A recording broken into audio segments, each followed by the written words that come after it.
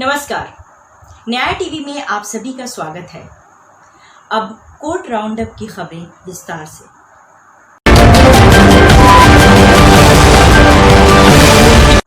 विकास Dubey encounter मामले में supreme court ने यह साफ कर दिया है कि राज्य को यह देखना चाहिए कि कानून का शासन ठीक ढंग से चले। सुप्रीम कोर्ट ने यह भी कहा कि विकास दुबे जैसे अपराधी को जमानत मिलना संस्था की असफलता है। सुप्रीम कोर्ट ने उत्तर प्रदेश सरकार से कहा है कि विकास दुबे इनकाउंटर मामले की जांच के लिए गठित समिति में शीर्ष अदालत के एक पूर्व न्यायाधीश और सेवानिवृत्त पुलिस अधिकारी को शामिल करने पर विचार किया जाना चाहिए। सुप्रीम कोर्ट ने यह आश्चर्य व्यक्त किया कि एक व्यक्ति जिस पर इतने आपराधिक मामले दर्ज हैं, उसे जमानत कैसे मिल गई। चीफ जस्टिस की पीठ ने यह भी कहा है कि राज्य के रूप में कानून का शासन बरकरार रखना आपका कर्तव्य है। आपको जानकर ये हैरत होगी कि विकास दुबे पर 65 एफआईआर दर्ज थी और उसके बावजूद भी वो पैरोल पर बाहर घूम रहा था।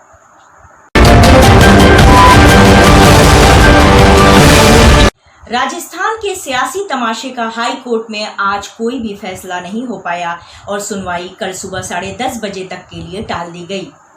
इस बीच राजस्थान हाई कोर्ट में विधानसभा स्पीकर की ओर से पैरवी कर रहे एडवोकेट अभिषेक मनु सिंघवी ने दलील रखी है कि पायलट गुट की याचिका प्रीमेच्योर है और इसे खारिज होना चाहिए। अभिषेक मनु सिंघवी ने यह साफ किया है कि स्पीकर ने अभी विधायकों को सिर्फ नोटिस दिया है, अयोग्य नहीं ठहराया है। वकील ने कहा है कि स्पीकर के आदेश को सिर्फ लिमिटेड ग्राउंड पर ही चैलेंज किया जा सकता है, लेकिन पायलट गुट की याचिका में ऐसा कोई भी आधार नहीं है। वकील साहनी ने भी ये स्पष्ट किया कि स्पीकर की शक्तियों में कोर्ट दखल नहीं दे सकता है। ये सुप्रीम कोर्ट ने अपने फैसले में तय कर रखा है, तो फिर इस बात पे बहस क्यों हो रही है। वकील सिंघवी ने अदालत के सामने ये बात रखी कि स्पीकर के नोटिस का जुडिशियल रिव्यू नहीं हो सकता, लोटस फ्रीडम ऑफ स्पीच के खिलाफ नहीं है, पार्टी विरोधी गतिविधियां राजनीतिक और कानूनी रूप से भी गलत हैं।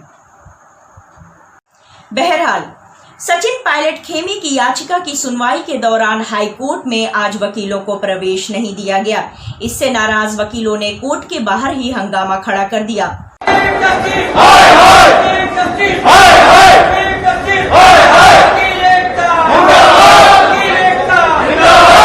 अभी तक अलाउ नहीं किया, न हमें अंदर घुसने दिया, इसलिए हम वकीलों ने वहाँ बाहर कोर्ट नंबर 1 के बाद धरना बैठ दिया।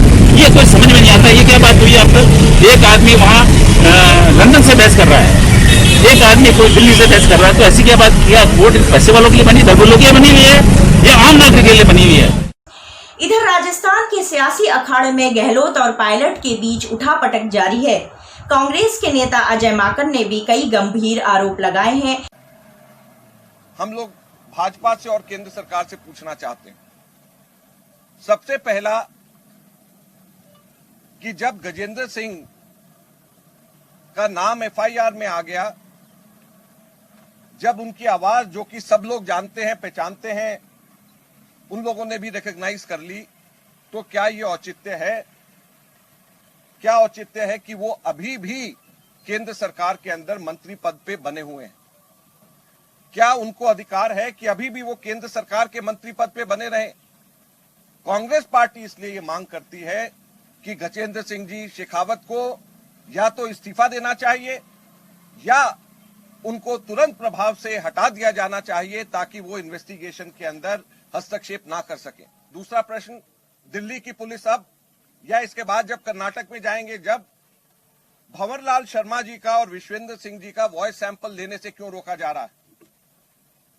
और ये पुलिस दोनों की दोनों भाजपा शासित प्रदेशों की पुलिस वॉइस सैंपल लेने से क्यों रोक रही है। कांग्रेस पार्टी आज ये पूछना चाहती है। तीसरा प्रश्न जो बहुत महत्वपूर्ण है कि क्या केंद्र सरकार सीबीआई की धमकी इसलिए दे रही है कि इसके अंदर और भी बड़े बड़े लोग शामिल हैं, इसके अंदर और नेता भी हैं, और अगर ये इन्वेस्टिगेशन धीरे धीरे करके और ऊपर जाएगी तो पता नहीं कहां पर जाकर के खत्म होगी। तो क्या इसलिए सीबीआई की धमकी दी जा रही है। चौथा प्रश्न कि क्या भाजपा को यह नहीं बताना चाहिए कि इतना काला धन कहां से आ रहा है। इतना सारा पैसा 30 करोड़ 35 करोड़ ये सब चीजें प्रति विधायक की बात हो रही है। इतना पैसा, सारा पैसा, ये कालाधन कहां से आ रहा है?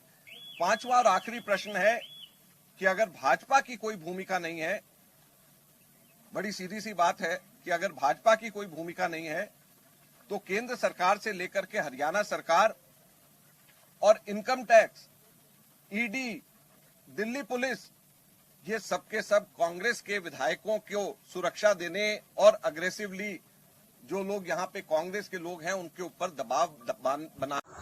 राजस्थान के मुख्यमंत्री अशोक गहलोत ने सचिन पायलट पे पिछले 6 दिन में ये तीसरी बार जमकर हमला बोला है।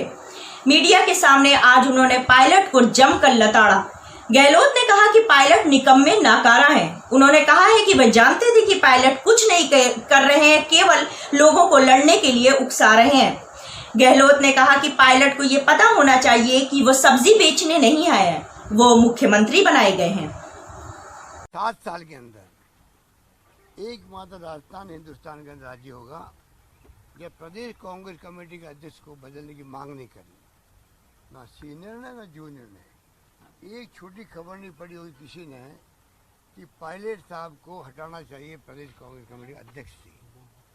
हम जानते थे कि निकम्मा है, नाकारा है, कुछ काम नहीं कर रहा है, खाली लोगों को लड़वा रहा है।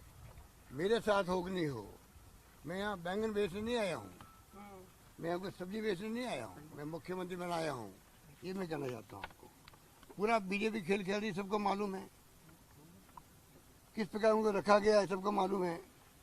तो इस प्रकार सबके मोबाइल ले लिए गए वहाँ पर। अब पूछिए हमारे यहाँ जो लोग हैं वो तो लोग के मोबाइल फ्री है, किसी से बात करो, कोई आओ जाओ, कोई दिक्कत नहीं है। और वो लोग जो है बंद हैं, उनको बंधक बना दिया। उनमें से कई लोग आना चाहते हैं हमारे यहाँ, टेलीफोन के आ रहे हैं, रो रहे हैं, आंखों में आंसू निकाल रहे हैं। कोई कि मैं अपने नाई से टेलीफोन लेके बात कर रहा हूँ, मेरा टेलीफोन छीन लिया गया। कोई कहता मैं वेटर से टेलीफोन लेके बात करना चाहता हूँ। सर इधर भी ऐसे इस प्रकार के हालात है। हमारे यहाँ फ्री है, कोई आओ जाओ, टेलीफोन वाले सबके पास है, कोई दिक्कत नहीं है। और एक नौजवान साथी ने एक उम्मीद करते थे कि ये व्यक्ति जो है कांग्रेस के एसेट साबित होगा। उस आदमी ने बाउंसर लगा रखे, बाउंसर, बाहर नहीं निकल सकता कोई आदमी। इस प्रकार के खेल में सब कुछ मामला चल रहा है। और इस बात का मुझे दुख है कि आज राजस्थान की सरकार शानदार काम किया कोरोना के अंदर, पूरे देश के अंदर लोग उसको अप्रिशिएट कर रहे हैं। राजस्थान की जनता अप्रिशिएट कर रही है कि हमें हमारी ज़िंदगी को बचा लिया, हमारी ज़िंदगी को बचा लिया। यह ज़िंदगी, जीवन और आजीविका का सवाल है। यहाँ पर शानदार मैनेजमेंट हो रहा है, उसके अंदर आप इस प्रकार की हरकतें करो। कोरोना की लड़ाई लड़ें, यह टोपल गवर्नमेंट हो रही है उसकी लड़ाई लड़ें। अगर इनको कोरोना चल रहा था मध्य प्रदेश में तब भी इन्होंने ये खेल खेला और वहाँ इतना फैल गया, आउट ऑफ कंट्रोल हो गया। यहाँ पर भी चाहते हैं सरकार की बदनामी कैसे हो। कोरोना के अंदर शानदार काम कर लिया, इसलिए चाहते हैं कि कैसे बदनामी हो।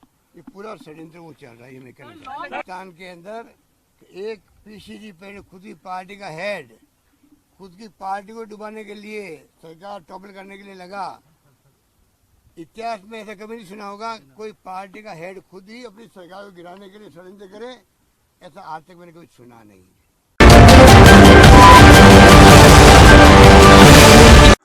कानून की एक छात्रा ने यूनिवर्सिटी से एक अनोखी मांग की है कि ग्रेजुएशन की डिग्री पर मेरे माता पिता दोनों का नाम होना चाहिए, क्योंकि मेरे शिक्षा में मेरे माता पिता दोनों ने समान रूप से योगदान दिया है।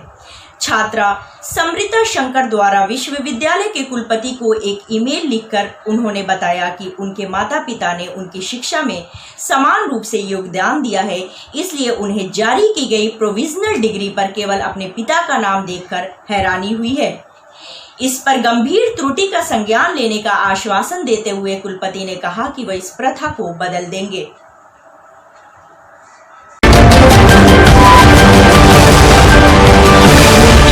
कर्नाटक हाईकोर्ट ने ये स्पष्ट किया है कि संविधान के अनुच्छेद 25 के तहत नागरिकों को हर जगह पूजा करने और गैर कानूनी रूप से बने पूजा स्थलों के संरक्षण का अधिकार नहीं है। कोर्ट ने कहा है कि गैर कानूनी मंदिर बनाने का अधिकार आवश्यक धार्मिक प्रैक्टिस नहीं कहा जा सकता और इसे संविधान के अनुच्छेद 25 के तहत कोई संरक्षण नहीं मिला है। आपको बता दें कि रेजिडेंस वेलफेयर एसोसिएशन ने एक मंदिर को बचाने के लिए हस्तक्षेप किया था, जिस पर उसे कोर्ट का कोपभाजन बनना पड़ा।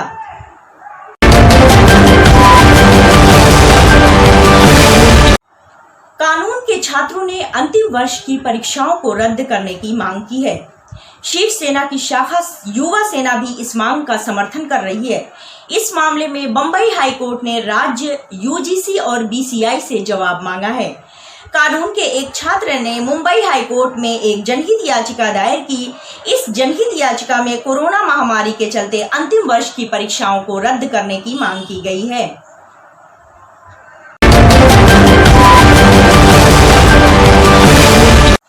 एक वकील के खिलाफ केरल बार काउंसिल ने कारण बताओ नोटिस जारी किया है।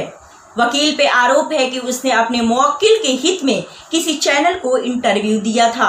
यह नोटिस तिरुवनंतपुरम के वकील केसरी कृष्ण नायर को जारी किया गया है। उन्होंने 16 जुलाई को एशियानेट न्यूज चैनल को अपने एक मुवक्किल के बारे में इंटरव्यू दिया था। ये मुवक्किल विवादास्पद सोना तस्करी मामले में आरोपी है। केरल बार काउंसिल ने कहा है कि टीवी चैनल को साक्षात्कार देकर और अपने मुवक्किल के हित में के बारे में खुलासा करके कानूनी पेशे को बदनाम किया गया है। यह नियम 36 का उल्लंघन है।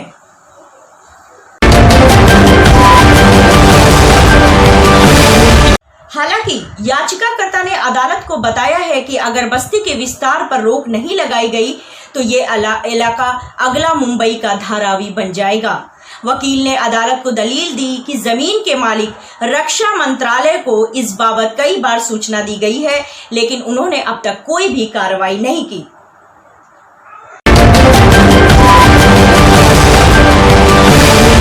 आज बस इतना ही।